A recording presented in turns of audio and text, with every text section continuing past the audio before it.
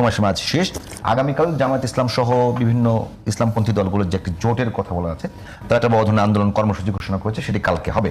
এখন প্রশ্ন হলো, সরকারের কোর্টে পুরো বলটা, সিদ্ধান্ত সরকারকে দিতে হবে। সেক্ষেত্রে দুই জোট, বিএনপির জোট এবং সরকার জামাতের জোট, দুই দিকে সরকারকে যে কোনো একটা সিদ্ধান্ত দিতে হবে। হয় নির্বাচনের দিনেই ভোট, নির্বাচনের দিনেই গণভোট, মানে জাতীয় নির্বাচনের দিনে গণভোট, অথবা আগে। তো এখন দুইটা সিদ্ধান্ত বাকি আছে, কিন্তু একটা সিদ্ধান্ত দিলেই কোনো একটা জোটের অ্যাগেনিস্টে যায়। সামনে কি এই বিষয়টির উপর ভিত্তি করে বাংলাদেশে বড় ধরনের নৈরাজ্যের সম্ভাবনা দেখছেন? বড় ধরনের নৈরাজ্যের দিকে শেষ পর্যন্ত যাবে না, কারণ হচ্ছে নির্বাচনটা সবার জন্যই দরকার। যদি বানচাল হয় তাহলে সবাই ক্ষতিগ্রস্ত হবে। সবচেয়ে বেশি ক্ষতিগ্রস্ত হবে জামাত ইসলাম, তারপর বিএনপি বড় দল হিসেবে তারা ক্ষতিগ্রস্ত হবে। এনসিপি জুলাই গণঅভ্যুত্থানের এরকম কথা তো আছে, 54 বছরে যে দল, এরকম কথা আছে 54 বছরে যে দলটি কোনো ক্ষমতার কাছাকাছিও যেতে পারেনি, সেই দলটি এখন ক্ষমতার কাছাকাছি গিয়েছে, ক্ষমতা প্র্যাকটিস করছে। আপনাদের পক্ষ থেকে এরকম কার কথা? জামাতের কথা বলছি সরাসরি। এরকম অভিযোগ আছে যে তারাই নির্বাচন পিছিয়ে গেলে তারাই সবচেয়ে বেশি সুবিধা পাবে। না, নির্বাচন পিছিয়ে গেলে সুবিধা পাবে, নির্বাচন পেছানোর সুযোগ তো নাই। তারা মনে করছে, জামায়াত মনে করছে যে তারা এখন বিভিন্ন জায়গায় গুরুত্বপূর্ণ পদগুলোতে তাদের লোক আছে, সুতরাং তারা নির্বাচন পেছালে তারা ওই সব জায়গায় তো আছেই, পাশাপাশি তারা আরেকটু নিজেদেরকে স্ট্রেংথেন করবে এবং বিএনপিকে যদি কোনোভাবে বিতর্কিত করা যায় সেই চেষ্টা তাদের থাকতে পারে। কিন্তু হিসাব বলছে, পর্যবেক্ষণ করলে আপনি বুঝতে পারবেন যে বিএনপি 236টা, 37টা করেছিল, একটা স্থগিত করলো, 236টা আসনে তাদের প্রার্থী ঘোষণা করে দিয়েছে। বিএনপির মতো দলে যেখানে 10 জন, 12 জন, 15 জন এরকম ক্যান্ডিডেটও থাকে এক একটা আসনে, মিনিমাম 2-3 জন, 4 জন থাকেই। সেই রকম দলে এই প্রার্থীতা যখন ঘোষণা করলো, তারা অলরেডি মাঠে নেমে গেছে। এদের মধ্যে মেজরিটি অংশ কিন্তু তারা স্বপ্ন দেখা শুরু করে দিয়েছে যে সে মেম্বার অফ পার্লামেন্ট হচ্ছে। তারা তাদের কর্মী মোবিলাইজেশন করে ফেলেছে। এই মুহূর্তে এই নির্বাচন যদি বানচাল হয়, আপনার কি মনে হয় যে তারা উঠে আসবে? আসবে না।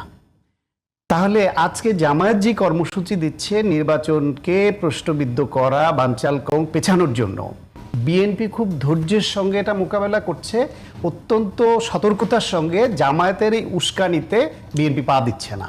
এর আগেও বিক্ষোভ সমাবেশ দিচ্ছে, পাল্টা সরকার যে আলোচনা দেয়নি। আমি শেষ করি, বিএনপি পাল্টা কর্মসূচি দেয়নি।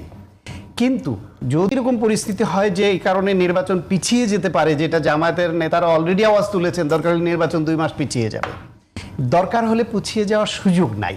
কারণ নির্বাচনে প্রার্থিতা ঘোষণা করার পরে বিএনপি কিন্তু কোনোবারই এত আগে প্রার্থিতা ঘোষণা করেনি।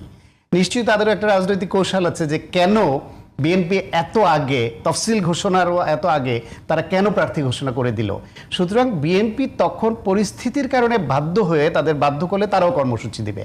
কর্মসূচি দিলে তখন যদি জামায়াত যদি রাস্তায় সাংঘর্ষিক রূপ নেয় এই দুই পক্ষের মধ্যে, পতিত ফ্যাসিবাদ যারা কয়জন বিদেশে গেছে, যে কজন বিদেশে গেছে, 16 বছর ধরে তারা যে অস্ত্রের ভান্ডার তৈরি করেছিল, বিভিন্ন ভিডিও ফুটেজগুলো আপনি তো দীর্ঘদিন সংবাদ মাধ্যমে একটু মেমোরিতে এনে দেখেন যে গোলাগুলি নিজেদের মধ্যে হতো, সেই অস্ত্রগুলো কোথায়? ইন্ডিয়া কি অবৈধ অস্ত্র সহ কাউকে প্রশ্রয় দিচ্ছে? যেতে দেয়নি তো। তাহলে পতিত ফ্যাসিবাদ গোষ্ঠী যারা এই দেশে চুপচাপ আছে এখন কৌশলগত কারণে, অবস্থানের কারণে সেই অস্ত্র তাদের হাতে আছে, তারা এই সুযোগটা নিবে। তখন অবধারিতভাবে এই বিএনপি এবং জামাতের সাংঘর্ষিক অবস্থান এবং ফ্যাসিবাদ গোষ্ঠী যে তখন সুযোগ গ্রহণ করবে, দেশের এমন পরিস্থিতি হবে তখন এই সরকার টিকবে না। তাহলে একটা শূন্যতা তৈরি হবে। সেই শূন্যতার সুযোগটা শূন্য তো রাখা যাবে না, কাউকে না কাউকে তো দেশ পরিচালনার দায়িত্ব তখন নিতে হবে। সেটা কারা হতে পারে? মার্শাল্লাহ হতে পারে, সেনাবাহিনী অ্যাসিস্টেন্ট, অন্য কিছু হতে পারে। তাহলে কি আপনার এই জামায়াত, এই বিএনপি, এই এনসিপি কেউ মানে রক্ষা পাবে তখন? আপনার এই সংখ্যা যদি সত্য, শুধুমাত্র এখন জুলাইয়ের যে পক্ষ শক্তি যারা আছে রাজনৈতিক মাঠে, কিন্তু বিপক্ষ শক্তি কেউ নেই। আপনি এনসিপি বলেন, বিএনপি বলেন, জামাত বলেন, যাকেই বলেন, তো শুধুমাত্র মানে কে আগে ক্ষমতায় যাবে, মানে যে ক্ষমতাটা আগে কে ভোগ করবে, সবারই ক্ষমতা আসার সম্ভাবনা আছে, 2 দিন আগে অথবা পরে রাজনীতি করলে আসবে। কে আগে ক্ষমতায় যাবে, একটা কারণে কি এত বড় দূরত্ব? না, সবাই ক্ষমতা আসার সম্ভাবনাও দেখছে না এরা। কে আগে যাবে সেই প্রশ্নটা মুখ্য না। এই যে বিএনপি বাদে বাকি সকল শক্তিগুলো তারা ধরে নিয়েছে আওয়ামী লীগ আর বিএনপি বাংলাদেশে এই দুইটা দল ছিল কম্পিট করার মতো বড় দল, অন্য কোনো দল ধারে কাছে ছিল না। আওয়ামী লীগ পতিত হওয়ার পরে এদের মনে মগজে ওই ধারণাটা ঢুকে আছে ক্ষমতায় তো বিএনপি আসবে, সেই জন্য তাদেরকে বিএনপিকে কত মানে দৈর্ঘ্যের রশি দিয়ে কতভাবে পেঁচিয়ে বাঁধা যায় সেই প্ল্যান নিয়ে সবাই ব্যস্ত, যে বিএনপি ক্ষমতায় আসলেও যেন তারা রাষ্ট্র পরিচালনা স্বাধীনভাবে করতে না পারে, তাদেরকে আষ্টে পৃষ্ঠে বাঁধতে হবে। আর যদি জামায়াত, এনসিপি বা অন্য কোনো গোষ্ঠী যদি মনে করতো যে তারা ক্ষমতায় আসবে, তাহলে বিএনপি নোট অফ ডিসেন্ট যদি দিয়েও থাকে কোথাও, যেখানে যেখানে দিয়েছে তো বটেই, সেইগুলি বিএনপি তো বলেছে তারা জনগণ যদি এই নোট অফ ডিসেন্ট দেওয়ার পরেও জনগণ তাদের রায় দেয় পক্ষে, তাহলে তারা প্রথম প্রায়োরিটি ধরবে। সব দল মিলে একমত হয়েছে যে এই বিষয়গুলি সেগুলো বাস্তবায়ন, তারপরে 31 দফার বাকি যেটা থাকে সেটা। আর যদি জামায়াত ক্ষমতায় আসে, এনসিপি ক্ষমতায় আসে, তাহলে তারা তো এই জুলাই সনদের ব্যাপারে সবগুলোতেই একমত, তো তারা বাস্তবায়ন করবে, তাহলে তো কোনো সমস্যা থাকে না। মোট কথা হলো তারা যে ক্ষমতায় আসবে এই স্বপ্ন তো দূরের কথা, এই দুঃস্বপ্ন তারা দেখতে পাচ্ছে না বলেই তারা এই জুলাই সনদ নিয়ে এত কথা এবং এত কিছু করছে। তাদের ন্যূনতম সম্ভাবনা যদি দেখতো যে আমরা তো ক্ষমতায় যাবই, সুতরাং বিএনপি কোথাও কোথাও আপত্তি করলে কিচ্ছু যায় আসে না,